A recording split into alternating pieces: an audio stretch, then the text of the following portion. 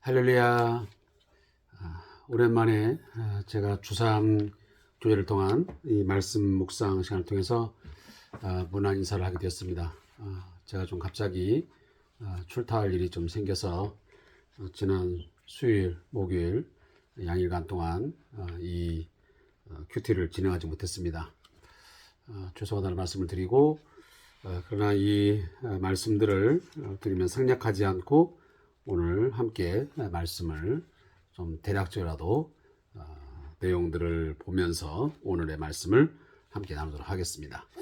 잠깐 기도하겠습니다.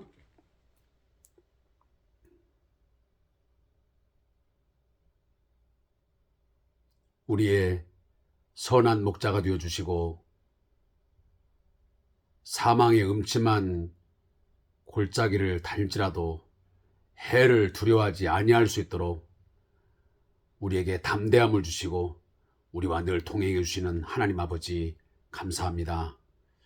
오늘도 목자 되시는 하나님, 우리의 아버지가 되시는 그 하나님으로 인하여 마음에 즐거움이 있게 하시고 그 하나님으로 인하여 담대하게 하시고 그 하나님으로 인하여 즐거워하며 삶을 살게 해 주옵소서.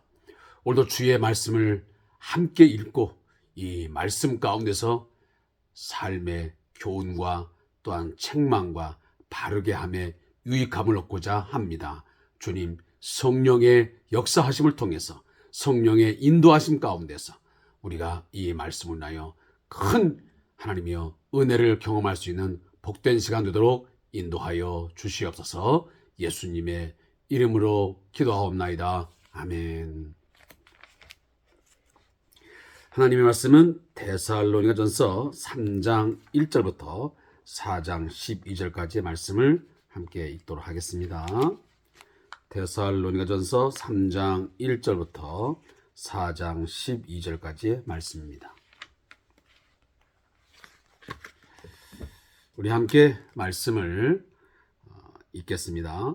이러므로 우리가 참다 못하여 우리만 아덴에 머물기를 좋게 생각하고 우리 형제 곧 그리스도의 복음을 전하는 하나님의 일꾼인 디모데를 보내노니 이는 너희를 굳건하게 하고 너희 믿음에 대하여 위로함으로 아무도 이 여러 환난 중에 흔들리지 않게 하려 함이라. 우리가 이것을 위하여 세움 받은 줄을 너희가 친히 알리라. 우리가 너희와 함께 있을 때에 장차 받을 환난을 너희에게 미리 말하였는데 과연 그렇게 된 것을 너희가 아느니라. 이러므로 나도 참다 못하여 너희 믿음을 알기 위하여 그를 보내었노니 이는 혹 시험하는 자가 너희를 시험하여 우리 수고를 헛되게 할까 함이니 지금은 디모데가 너희에게로부터 와서 너희 믿음과 사랑의 기쁜 소식을 우리에게 전하고 또 너희가 항상 우리를 잘 생각하여 우리가 너희를 간절히 보고자 함과 같이 너희도 우리를 간절히 보고자 한다 하니 이러므로 형제들아 우리가 모든 궁핍과 환난 가운데서 너희 믿음으로 말미암아 너희에게 위로를 받았노라.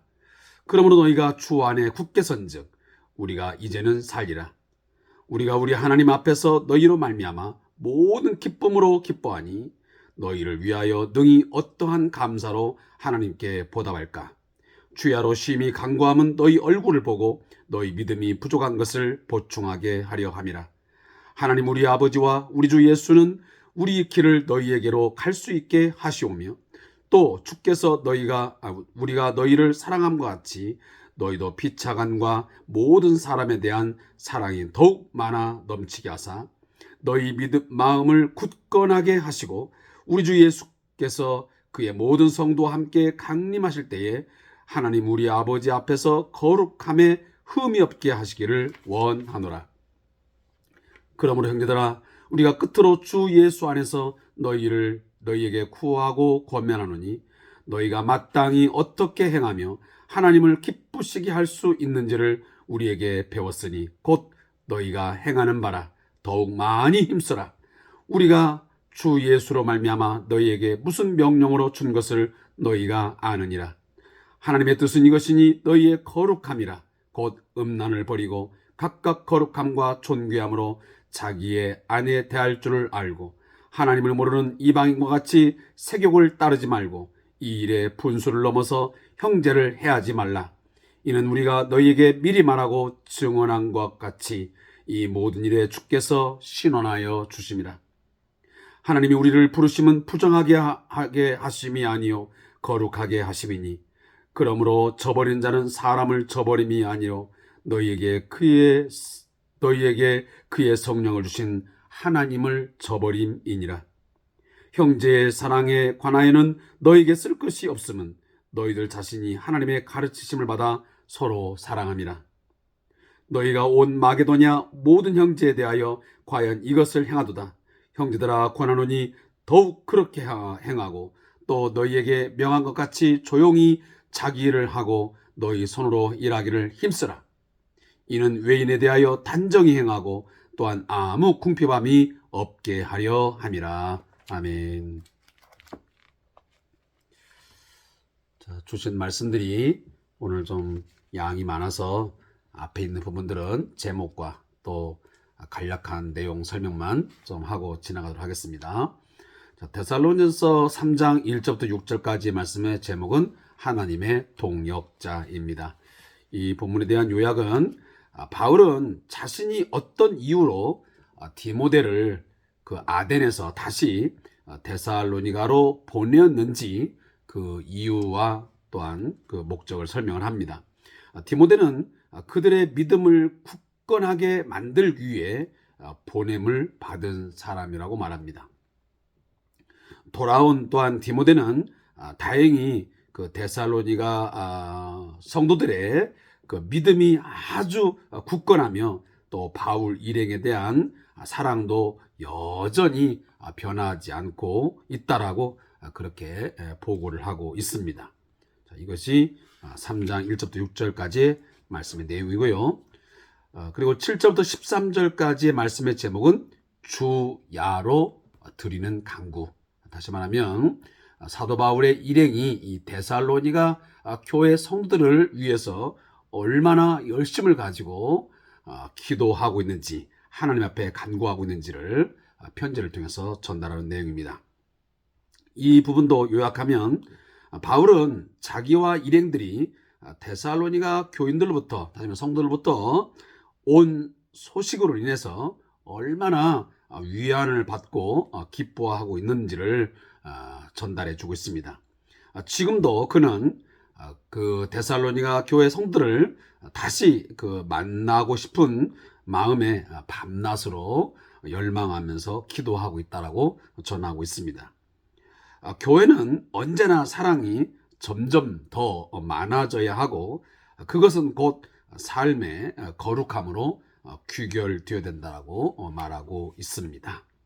자, 여기까지의 내용은 제가 잠깐만 설명을 하고 오늘 말씀에 해당되는 분량을 진행하도록 하겠습니다. 자, 이미 제가 여러분들에게 설명을 드린 것처럼 제 뒤편에 있는 바울의 제2차 전도 여행지의 지도가 나오고 있습니다. 거기 보면 우리가 알고 있는 것처럼 이제 안디옥을 출발을 해서 또 이 구브로 섬을 지나서 이제 이렇게 전도 여행이 시작되면서 봅니다. 특히나 거기 보면 이 아시아와 또 이제 그 위에 보면 마게도냐, 제가 지금 마게도냐가 잘 안 보이는 것 같습니다. 자, 조금 올려보겠습니다. 자, 올려보면 자, 마게도냐가 보이겠습니다. 마게도냐. 그리고 이제 앞에 밑에 내려가면 이제 아가야라는 지방이 있죠.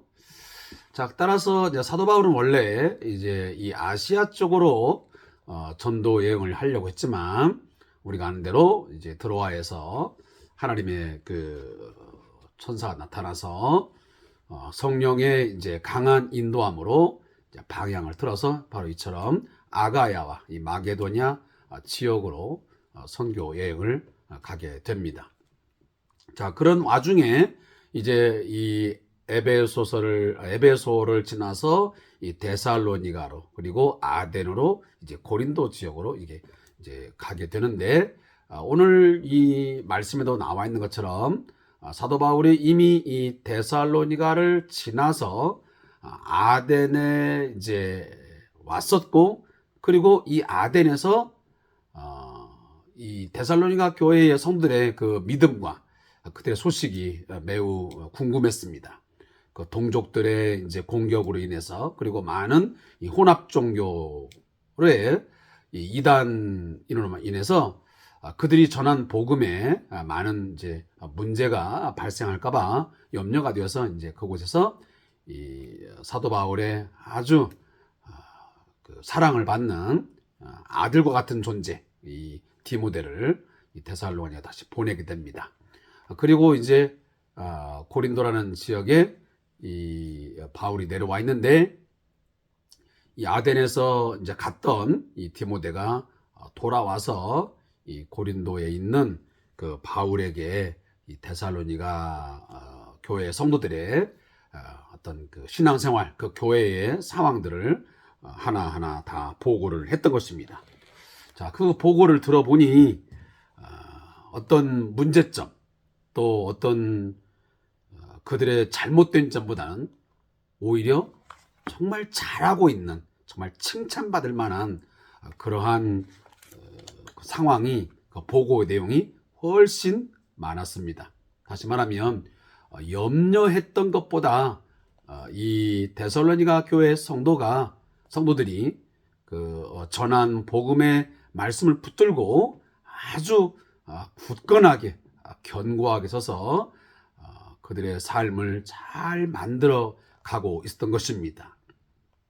따라서 오늘 이 3장 1절 나와 있지만 우리가 참다 못하여, 다시 말하면 앞전에 이제 2장에 나오지만 이 여러 가지 그 교회를 공격하는, 다시 말하면 이 데살로니가 교회의 성도들의 신앙을 흔드는 많은 공격들이 있다는 것을 이제 알고 있기 때문에, 우선 그 염려되는 마음에 참다 못하여 우리만, 다시 말하면 바울과 그 이제 그 실라, 이런 일행만 아덴에 남아 있고, 거기에서 누구를, 바로 디모데를, 디모데 누구냐면 하나님의 일꾼이라고 합니다. 그러니까 자신의 일꾼이라고 말하지 않습니다. 이게 굉장히 중요한 말입니다. 자, 우리들이 이제 저도 이제 담임을 할 때에 전사님을 같이 이제 과 함께 사역을 했지만, 어떻게 보면 부교육자들은 담임 목사님의 어떤 동역자라기보다는 첫째 그 인식이 뭐냐면 이 또한 하나님의 일꾼이다, 하나님의 동역자다라는 것을 먼저 가질 필요가 있습니다. 그렇지 않게 되면 결국은 어떤 내 사람이다, 내가 부리는 어떤 내 목회를 위해서 어떤 필요로 하는 내 사람이다 하는 생각을 하게 되면, 이런 부분에서 자칫 잘못하면 조금 어려움이 따르는 것이 사실입니다. 자, 그런 부분에서 물론 모든 우리 담임 목사님들이 그러한 이제 동역자 의식을 가지고 잘 하시겠지만, 그러나 조금 더 우리가 이 말씀을 보면서 다시 한번 우리가 확인한다면, 이제 그분, 죄송합니다. 그분이 이제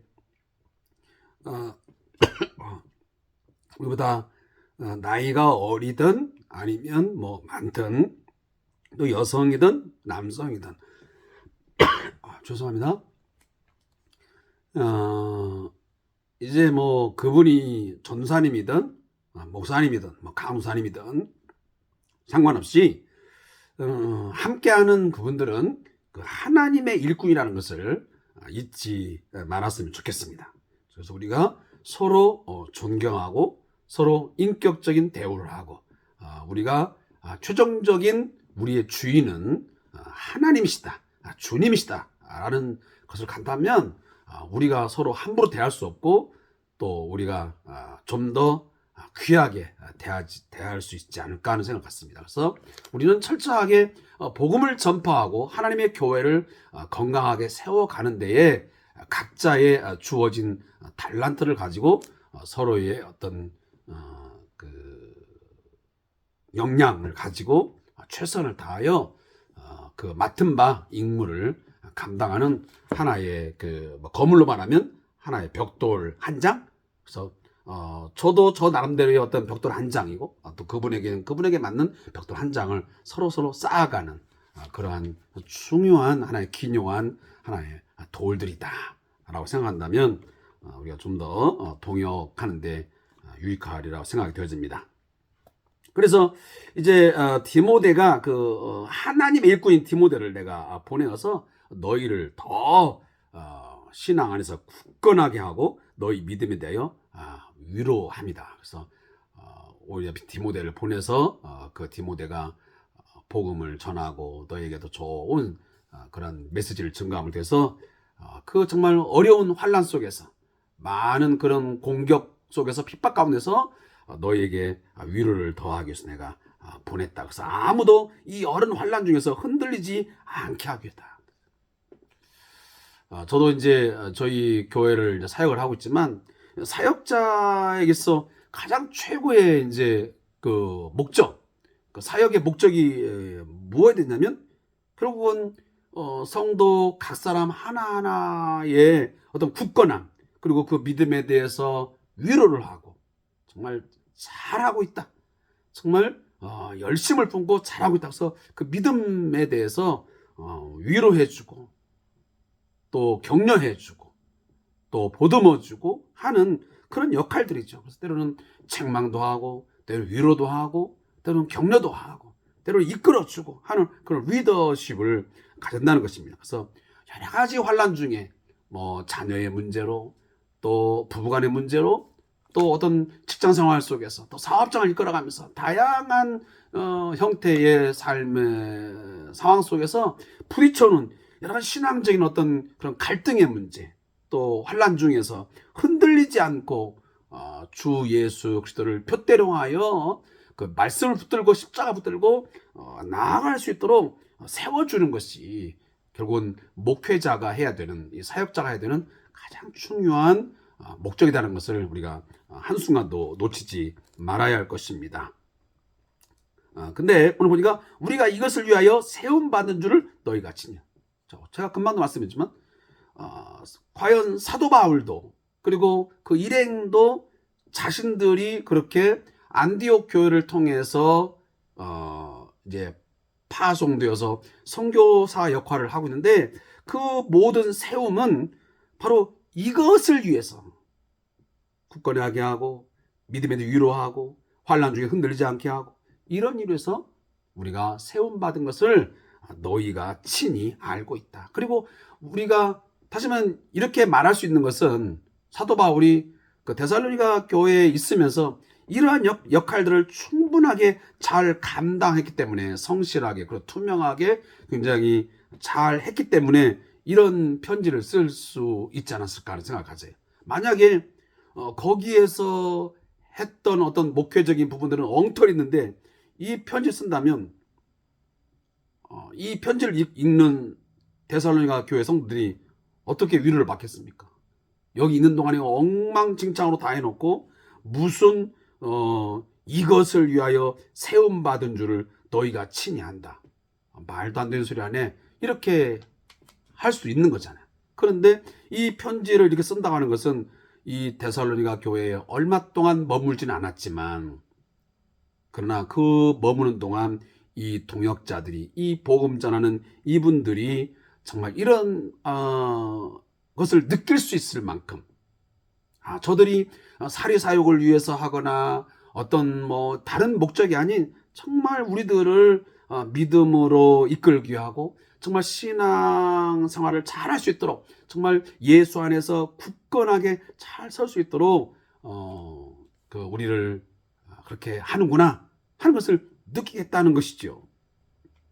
그래서 여러분들 그래서 오늘 보면 나머지 부분들은 디모데를 통해서 너희의 믿음과 그리고 사랑의 기쁜 소식을 다 듣고 보니 너무도 기쁘고 너무도 우리가 마음의 위로를 받았다 그런 내용입니다. 그리고 이제 7절 13절에 보면 이런 소식을 듣고 나고 보니 10절에 보니까 주야로 심히 간구함은 너희 얼굴을 보고 너희 믿음이 부족한 것을 보충하게 하려 함이라. 자, 이런 지금 우리들이 여러 가지 궁핍함, 환난 가운데 있지만 너희들이 그 믿음 생활을 잘하고 있고 정말 신앙생활을 너무너무 견고한 가운데 잘하고 있으니 오히려 우리가 위로를 받았다. 그러면서 너희로 말미암아 모든 기쁨으로 기뻐하니. 그러니까 위로도 받고 기쁨도 얻는 거죠. 그러하기에 주야로 심히 간구할 수밖에 없다. 너희들이 그렇게 잘하고 있는데 정말 언젠가는 너희 얼굴을 보고 직접 그 상황을 보고 싶고 너희의 믿음이 혹여나 부족한 거 있다면 그 보충해서 그 모든 것들을 다 채우고 주고 싶다. 자, 이런 걸 보면 얼마나 데살로니가 교회와 이 사도 바울의 일행의 그 복음 안에서 그 신앙의 그 믿음 안에서 얼마나 그 관계가 돈독하고 그 유대 관계가 잘 되어 있는지를 볼 수가 있습니다. 정말 우리들도 정말 교회의 사역자와 성도들 그리고 성도들과 성도들 간의 이런 관계 형성들이 정말 주 안에서 잘 만들어져서 서로가 서로의 소식을 듣고 할 때마다 서로 위로가 되고 그 가운데서 기쁨이 넘치고 뭔가 서로를 채워주기 위해서 기도하고 뭔가 노력하고자 하는 마음, 서로 보고 싶어하는 마음. 그래서 성도의 교제가 정말 예수 안에서 정말 풍요로워지는 그런 교회가 되어지는 것이 가장 아름다운 교회요 행복한 교회의 모습이 아닌가 생각을 갖습니다.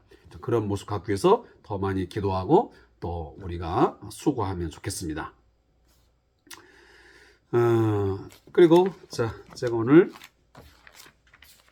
마지막 부분은 하나님을 기쁘시게 하는 삶. 그래서 4장 1절부터 12절까지의 말씀입니다. 자, 이 본문도 제가 이 주3 교재에 있는 내용을 요약하겠습니다. 자, 데살로니가 교인들은 이미 바울 일행을 통해서 어떻게 하면 하나님을 기쁘시게 할 수 있는지에 대해서 잘 배웠습니다. 이는 이방인들처럼 세욕을 따르지 않고 그리스도인으로서 구별되어 거룩함을 따라 사는 것이었습니다. 그리고 진실로 하나님의 가르침을 받았다면 형제를 사랑하는 삶을 살아야만 된다라고 오늘 본문을 통해서 말씀해 주고 있습니다. 사랑하는 성도 여러분, 우리들은 두 세상, 두 세대 간에 살고 있습니다. 이 세대와 오는 세대, 새 세대. 그리고 이 세상과 오는 세상. 두 세상, 두 세대 간에 결국은 이 이중 구조 속에서 살아갈 수밖에 없습니다. 옛 세상과 새로운 세대, 새로운 세상, 새로운 시대를 우리는 함께 지금 공존된 가운데서 살아가고 있습니다. 그러하기에 여전히 우리는 영적 전쟁을 치루어야만 됩니다. 제가 이미 주일날 말씀드렸지만 이 전쟁은 예수를 믿는 순간부터 우리가 하나님의 부르심을 받아 그리스도의 군사가 되는 순간부터 이건 도무지 피할 수 없습니다. 도망할 수 없습니다. 반드시 치러내야 됩니다. 그리고 낼 수 있도록 우리의 대장 예수님은 늘 우리를 위하여 싸워주시고 우리에게 힘을 주시고 능을 더하시고 지혜를 더하신 줄로 믿습니다. 근데 우리는 이 세상과 오는 세상, 이 갈등 구조 속에서 살아가면서 여전히 우리는 이 육의 행실, 옛사람의 그 악한 그 본성들이 우리의 내면 속에서 늘 작동을 합니다. 우리를 유혹합니다. 네가 예수를 믿고 새 사람 되었지만 그렇다고 해서 네가 내 손아귀에서 다 벗어난 줄 아느냐 라고 하면서 사단은 끊임없이 우리의 그 연약한 그 육신의 것들을 자꾸만 들춰내면서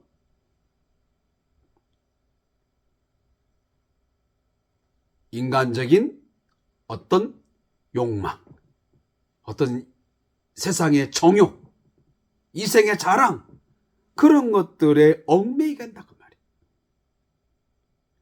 자꾸만 세상의 것들을 향하여 뒤를 돌아보게 만들고 거기에 자꾸만 미련을 두게 만들고 때론 스스로 그러면 그렇지, 내가 예수 믿어서 달라질 게 뭐가 있다, 나는 그저 그런 사람이야, 아무개는 그렇게 변하여 이런 사람 될 수 있을는지 모르지만 나는 아닌 것 같아, 나는 안 돼 라고 하는 스스로의 것들을 신앙의 전진, 어떤 성화에 좀 더 거룩하여지는 그런 어떤 십자가의 길을 걸어가는 삶에서 자꾸만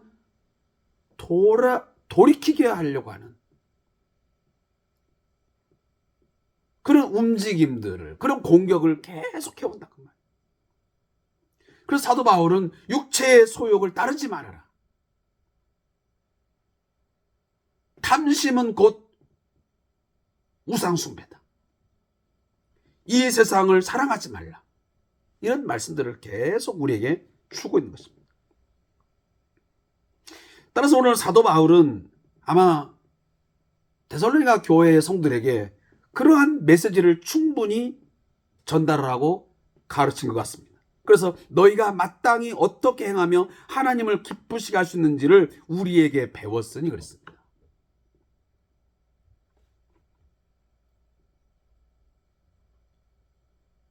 사도 바울이 에베소서에서 말씀했고 이미 우리가 한번 묵상한 내용이지만 골로새서에 나오는 것처럼 전에는 우리가 이런 사람인데 이제는 이런 사람이다 라는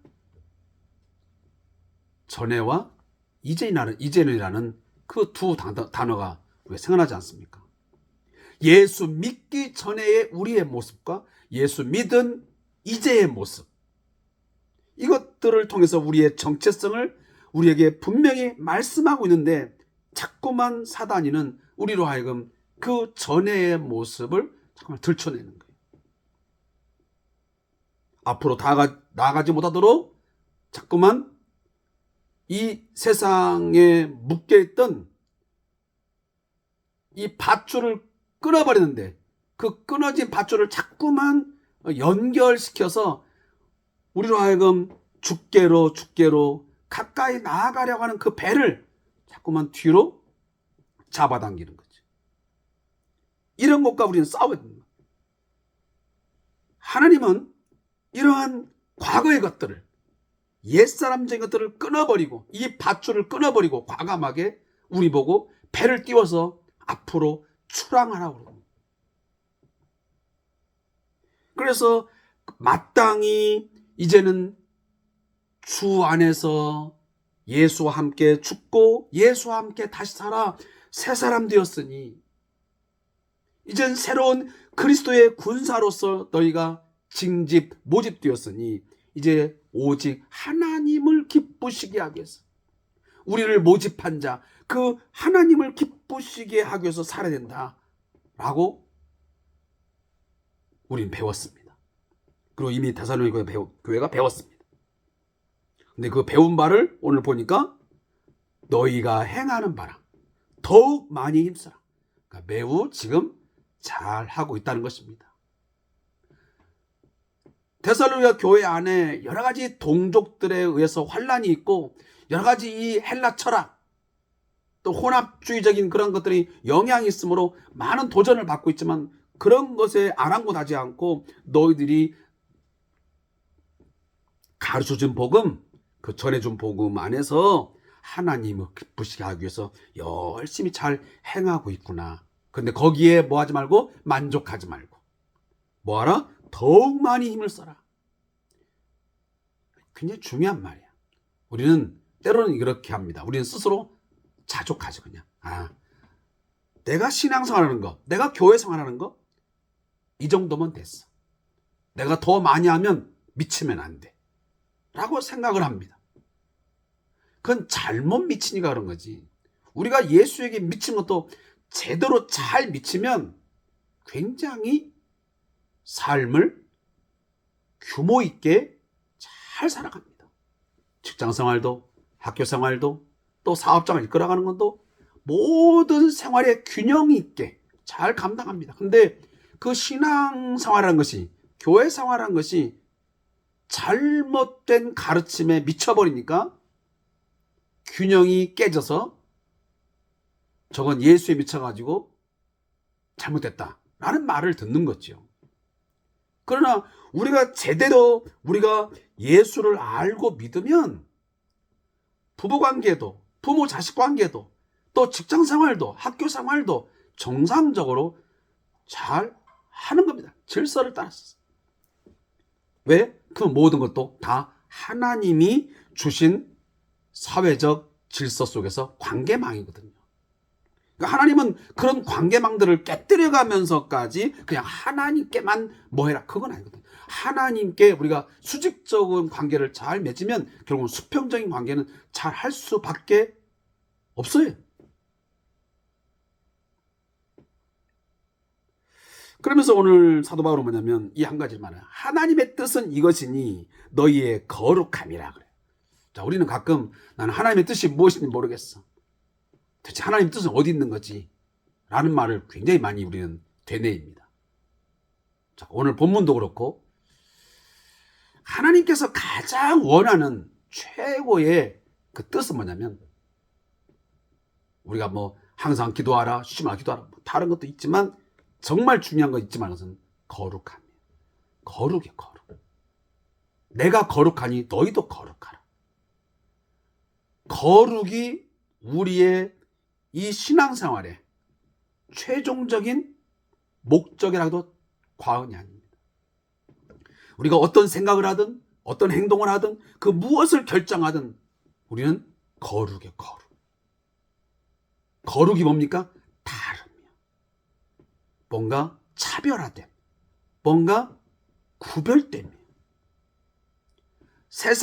세상적인 어떤 가치를 가지고 세상적인 판단 기준 가지고 세상적인 어떤 가치와 목적을 따라서 뭔가를 행하는 게 아니고 철저하게 그것과 구별되어진 그것과는 뭔가 다른 그것을 추구하는 것이 하나님의 뜻이란 말이에요.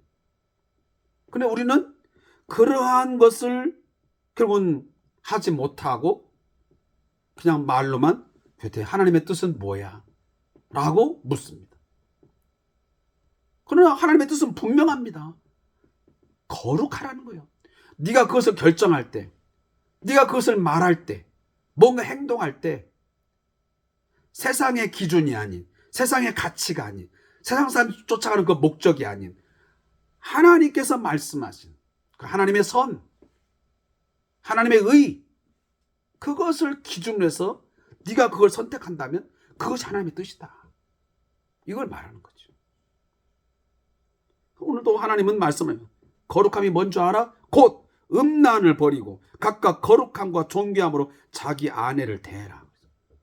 아마 이 말씀이 왜 나왔겠습니까? 그 당시에 이러한 문제가 발생했기 때문에 그래요. 잘못된 이런 이방 종교 속에서 이 성적 문란, 남편과 아내와의 그런 관계적인 이런 부분에서 문란함이 있고 타락함이 있었기 때문에 사도 바울이 오늘 데살로니가 교회 성도들에게 편지를 쓰면서 이런 문제를 터치하는 거예요. 음란을 버려라. 우리가 잘 알다시피 당시에 보면 이 이방 종교의 이 타락상의 가장 1번이 뭡니까? 음란이에요. 성적 문란이란 말이에요. 그런 것들로 인해서 자기의 아내를 대해서 결국은 형제의 그 누군가를 해야 하는, 형제의 아내, 형제의 누구, 이런 것까지 정말 최악의 성적 문란함이 있었던 거예요. 그러니까 너희는 이방인과 같이, 이방인들은 그렇게 해서 세욕을 따르지만, 성적 만족을 취하지만, 너희 그리스도인들은 하나님의 뜻은 거룩이니 제발 그런 것들을 따르지 마라. 본받지 말아라. 만약 그렇게 하게 되면, 만약 그 거룩함을 지키지 못하고 이방인과 같이 세욕을 따르고 형제를 해하게 되면, 내가 미리 말했지만 그건 누가? 하나님이 이 모든 일에 주께서 신원하여 주시면 하나님이 갚으실 거야. 하나님이 심판할 거야. 굉장히 무서운 이야기잖아요. 자, 우리들이 어떤 일을 행하든지 우리가 이미 들은 말씀도 있잖아요. 그 말씀들을 우리가 행하지 않고 그걸 무시하고 그냥 죄를 밥 먹듯이 행하고 그냥 대충 살아가고 할 때에, 지금은 그것들이 그냥 넘어가는 것 같지만 반드시 이 모든 일에 주께서, 신원 하나님께서 그것들을 판단하시고 심판을 하신다. 그것은 매우 엄격해요. 엄격해. 뇌물로 통하지 않아요. 무슨 백으로 통하지 않아요. 요즘도 우리나라도 이제 그런 부분에서 많이 이제 상황이 바뀌어서 그러지만, 예전에는 어떤 라인 타고 어떤 백 있고 돈 있고 뭐 이러면 그런 문제들을 넘어갈 수 있지만, 지금은 훨씬 더 아니잖아요. 하물며 하나님께서 신원하여 준다. 하나님께서 그런 것들을 평가하시고 진노할 때 그것은 걷잡을 수가 없는 거예요. 그런 것에 대해서 우리가 좀 더 두렵고 떨리는 마음으로 우리의 삶을 살아야 된다. 그 어떤 삶? 거룩한 삶.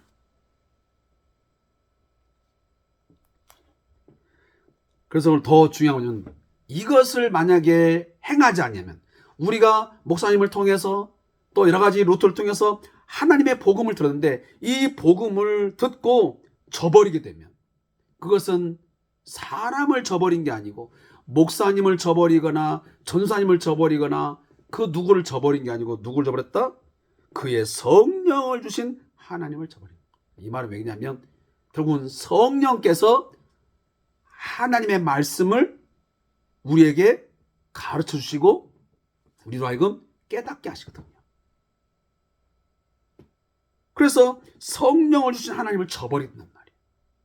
하나님은 우리에게 성령을 보내주심으로 하나님의 말씀을 생각나게 하고 깨닫게 하고 회개하게 하고 돌이키게 하는데, 그걸 끝까지 거부하고 저버리게 되면 결국은 하나님을 저버린 거다.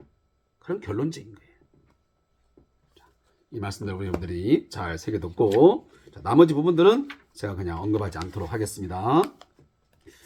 자, 저자의 묵상을 읽고 제가 말씀을 맺겠습니다. 그리스도인의 삶은 하나님을 기쁘시게 하는 삶입니다. 맞습니다.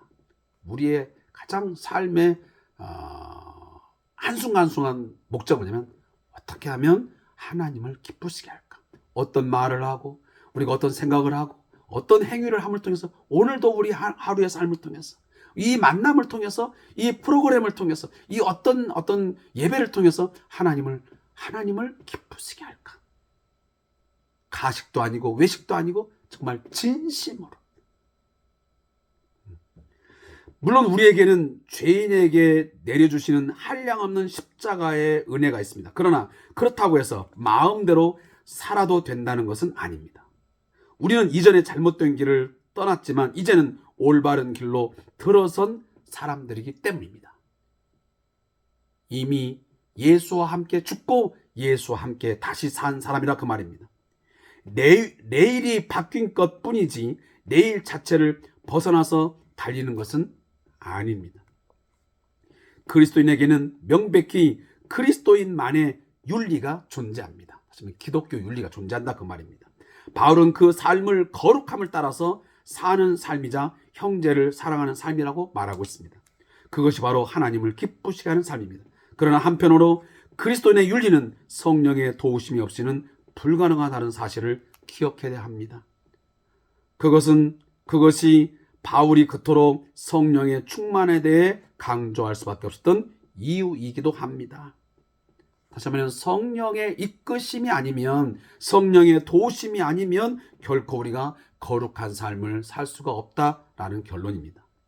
성령은 우리가 올바른 내일 위를 달리도록, 그리고 그 위에서 영적인 기쁨으로 춤을 추도록 만드실 수 있는 유일한 분이십니다. 믿습니까? 묻습니다. 하나님, 항상 하나님을 기쁘시게 하는 삶을 살기를 원합니다. 오직 성령의 충만함을 입어서, 그 성령의 인도하심을 입어서 그 일이 이루어질 수 있도록, 그 일이 가능할 수 있도록 우리를 인도하여 주시옵소서. 예수님의 이름으로 기도합니다. 아멘. 감사합니다.